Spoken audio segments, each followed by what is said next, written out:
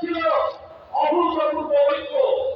এখানে school college varsity থেকে আমার মাদ্রাসা ছাত্ররা পর্যন্ত বেরোলে শেখমাত থেকে বেরোয় হাতে হাত রেখে এক অভূতপূর্ব ঐক্যের বন্ধন তৈরি করেছিল। ওরা কিন্তু শক্তি ঢুকে পড়ে আজকে মাদ্রাসা এবং জেনারেল শিক্ষার্থীদের মধ্যে ফাটল সৃষ্টি করবার প্রচেষ্টা চালাচ্ছে।